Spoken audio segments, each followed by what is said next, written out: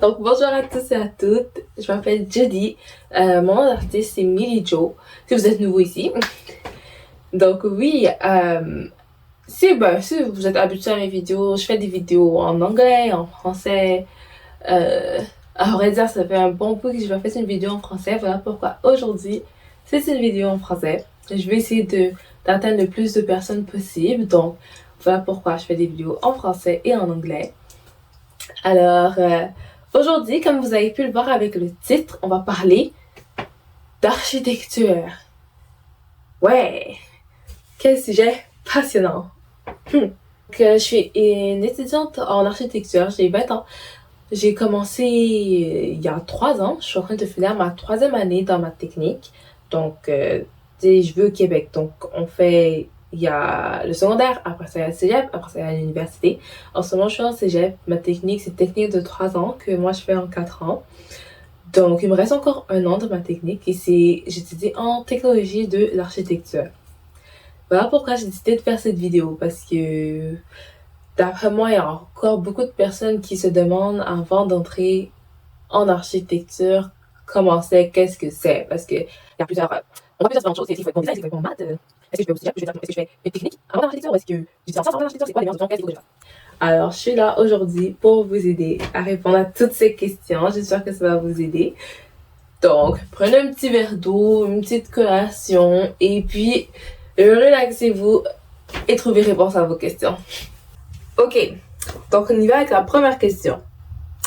Est-ce qu'il faut être bon en dessin pour faire de l'architecture? Quand on pense à l'architecture, je pense que 2 choses peuvent vous venir en tête. Il y a des personnes qui vont penser au côté plus artistique, donc ils vont penser que c'est du dessin. Et d'autres personnes qui vont penser au côté un peu plus physique et mathématique. Mais à vrai dire, l'architecture, je pense que c'est vraiment un mélange parfait des deux. Donc, qu'est-ce que je dirais? Je dirais pas nécessairement qu'il faut être bon en dessin pour étudier en architecture. C'est pas quelque chose qui est demandé ou quoi que ce soit. C'est pas un préalable de bon dessin. Si t'es bon en dessin, tant mieux. Mais pour moi, d'après moi, vraiment, c'est important, par exemple.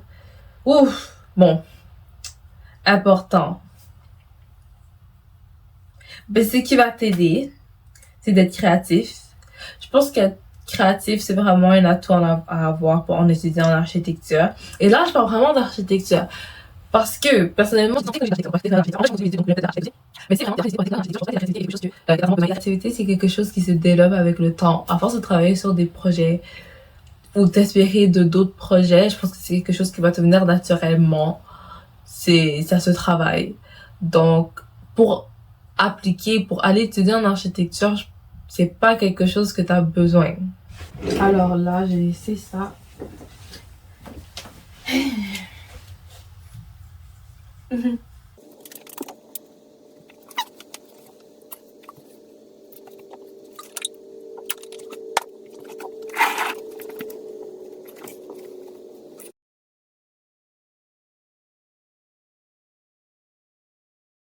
Donc,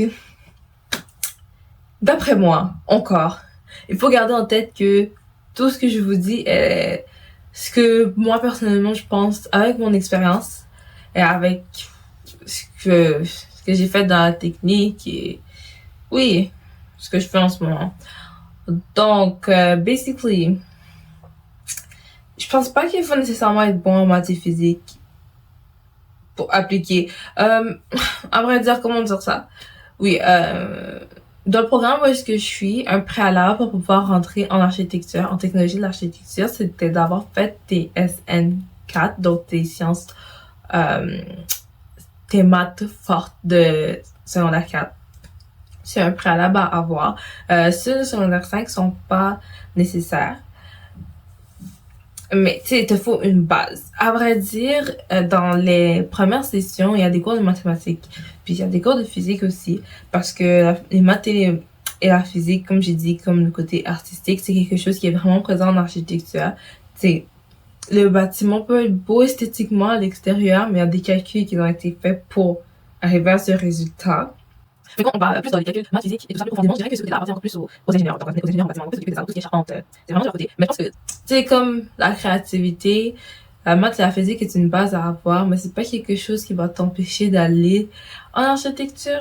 Si tu as de la difficulté dedans, je pense vraiment que les cours sont faits de manière que ça va vraiment t'aider à avoir une autre perception. Il faut pas oublier que c'est pas de la physique comme tu as appris au secondaire, donc c'est vraiment de la physique appliquée au bâtiment.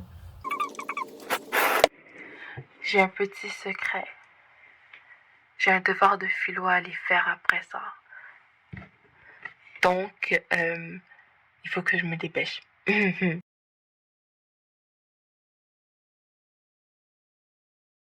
Alors, c'est quoi la différence entre technologie de l'architecture et architecture?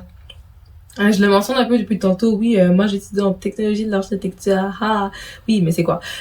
Donc, je suis pas sûre comment ça fonctionne dans les autres pays, mais ici au Québec, comme j'ai mentionné plus tôt, t'as le secondaire, t'as le cégep, pour ça t'as l'université.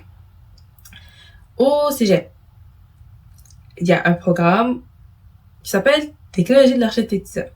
Un technologue en architecture et un architecte, c'est pas vraiment la même chose. On fait des choses similaires, bien sûr, mais c'est pas pareil. Mais t'as vraiment beaucoup d'options et beaucoup d'opportunités en tant que technologue en architecture. Parce que directement que tu termines ton 3 ans de technique au cégep, 3 ans ou 4 ans, ou le temps que ça te prend pour le faire, tu peux directement les travailler après. Donc, tu acquiers vraiment des nouvelles choses directement sur le plancher. T'apprends directement là et tu peux devenir un architecte, un technologue en architecture senior. Et c'est là que tu vas avoir encore plus de portes ouvertes. Tu peux travailler sur des projets, des grands projets avec la supervision d'un architecte. Mais c'est vraiment ça. Moi, il y a plusieurs options. Première option, tu peux aller faire comme moi. T'as dans la technologie d'architecture. Après ça, tu essaies de te faire prendre dans une université qui est dans le programme d'architecture, tu continues tes études, et puis tu fais partie de l'ordre d'architecte, et puis ouais. Tu peux faire ça. Mais c'est plus difficile. Donc la meilleure option, je dirais, et ce que je n'ai pas fait, ce que plusieurs personnes n'ont pas fait, ce serait d'étudier en sciences nat. D'étudier en sciences nat où tu fais, je sais pas, en tout cas, d'étudier en sciences nat ou de ce programme quelconque pendant 2 ans au cégep, et après ça, tu rentres directement en architecture. T'as plus de chances de te faire prendre. Parce que quand tu étudies en technologie d'architecture, vraiment, c'est dans le but, quand tu fais une technique, c'est pour dans le but que tu ailles travailler après. Donc, c'est plus difficile de te faire prendre. Le programme est vraiment fait d'une manière que, après ça, tu vas pas à l'université. Après ça, tu vas travailler. T'sais. Ou sinon, d'autres options, si tu veux au Québec comme moi, ce serait d'aller directement à l'université, mais dans dans un autre pays, dans une autre province. Tu pars en Ontario, tu vas faire architecture directement. Il n'y a pas de cégep, voilà, tu vas direct. Donc c'est une bonne option aussi.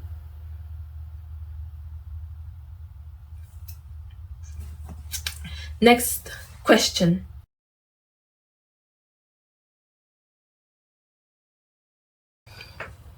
Comme je l'ai mentionné plus tôt, dans les premières sessions, on fait des maths et de la physique et on apprend un peu la base. C'est vraiment plus basic. So, introduction à la profession d'architecte.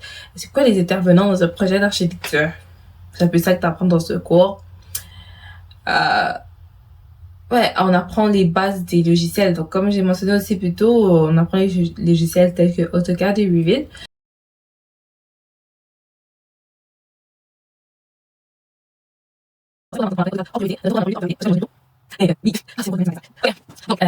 Et on est finalement arrivé au dernier segment. Je vais pouvoir aller faire mon travail de philo.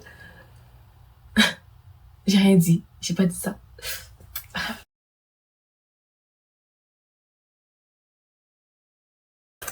Donc, c'est quoi mon opinion sur l'architecture et mes conseils si tu veux étudier en technologie d'architecture? Personnellement, je suis allée en architecture parce que ça m'intéressait. C'est vraiment quelque chose qui m'intéressait. Donc, je suis rentrée dans le programme. Et puis, moi, je dis qu'il faut laisser une chance. Parce qu'au début, c'est quelque chose de vraiment nouveau. Tu sais, t'apprends comment faire une composition d'un mur. C'est pas nécessairement peut-être ce que tu recherchais Ou si tu ne recherches pas vraiment de faire des trucs à l'ordinateur, des maquettes à l'ordinateur, tu peux être un peu comme ouais. Mais je te dirais de donner une chance parce que, à vrai dire, je pense que j'aime bien le programme. C'est vraiment, l'architecture, c'est vraiment un beau métier qui ouvre plusieurs portes. Donc, je conseillerais vraiment d'essayer. C'est dans un contexte scolaire, il faut faire la différence. Je pense que c'est très important que tu saches faire la différence entre l'école et le programme. L'école et l'architecture. Parce que c'est deux choses différentes. Si tu associes l'architecture à l'école, tu risques, mais pour n'importe quel programme en vrai, tu risques de vraiment moins aimer ça. Donc, il faut que tu te poses la question, est-ce que j'aime l'architecture? Et au début, tu n'auras probablement pas la réponse. Et moi, je te dirais d'essayer au moins 2 sessions. Et après ça, de décider. Donc oui. Ok, donc on est arrivé à la fin de la vidéo. J'espère que ça a pu vous aider et que vous avez apprécié. Même si que j'étais un peu partout dans ce que je racontais. Donc vraiment, je vous souhaite une bonne continuation dans vos recherches sur l'architecture. Merci d'avoir écouté. Au revoir. Jusqu'à maintenant, c'était Billy Joe.